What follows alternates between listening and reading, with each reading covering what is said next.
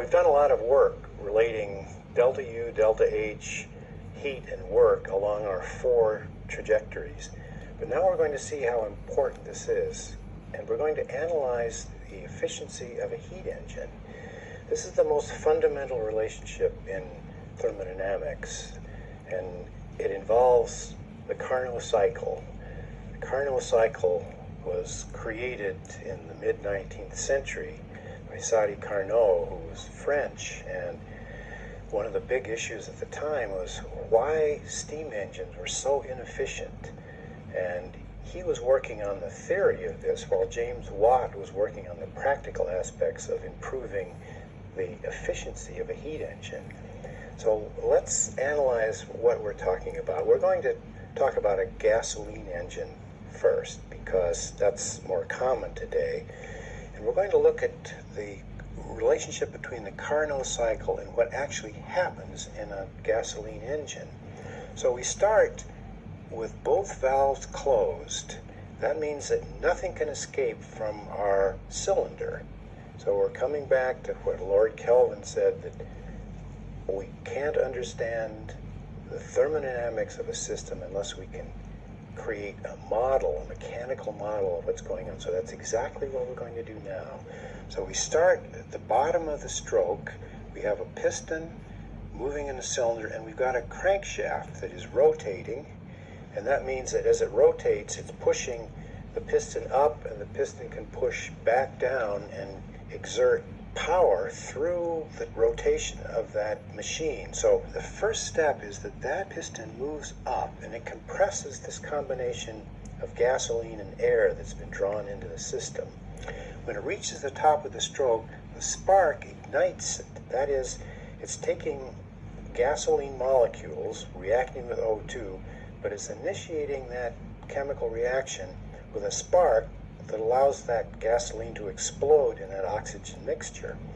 Well, when that happens, that temperature increases dramatically, and the resulting pressure pushes that piston down against the connecting rod that rotates the crankshaft. The next step is the exhaust step. Now, this is a 4-cycle engine, so it's going to go through 2 cycles for each time that spark plug goes. So the next step is that that piston comes up, but there's a valve that's open that exhausts that mixture of burned gas, air, carbon dioxide, nitrogen oxides, all of these combustion products. It ejects it into the exhaust system. And then as the piston moves down, this valve opens and draws in a new mix of air and gasoline. Now, the Carnot cycle represents this cycle on a pressure volume coordinate system. And it does so by increasing the volume as the pressure decreases. That's comparable to the piston moving down, but the piston is moving down because heat has been put into the system. And the heat is put into the system by virtue of the fact that the gasoline has combusted with the oxygen mixture to produce a rapid increase in temperature. The next part of the cycle is an adiabatic leg that moves down to the final throw of the piston. That means that the volume is maximum.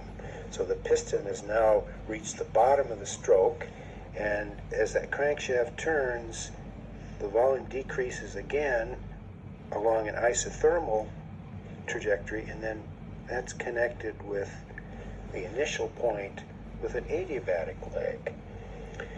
So as we know that the work done in that cycle is equal to the area inside that curve. We've discussed that at some length. So what the Carnot cycle does is it takes heat in at high temperature, it takes heat out at low temperature, and it does work, because that's the point of the heat engine, is to do that work. So the efficiency of the Carnot cycle is determined by dividing what you get, and we know what we get, it's the work out, divided by what you pay for. That's the gasoline that went in, that's the heat that goes into the system. So now all of a sudden we see But we can analyze the efficiency of a heat engine by referring back to our knowledge about work and about heat. So let's see what that looks like.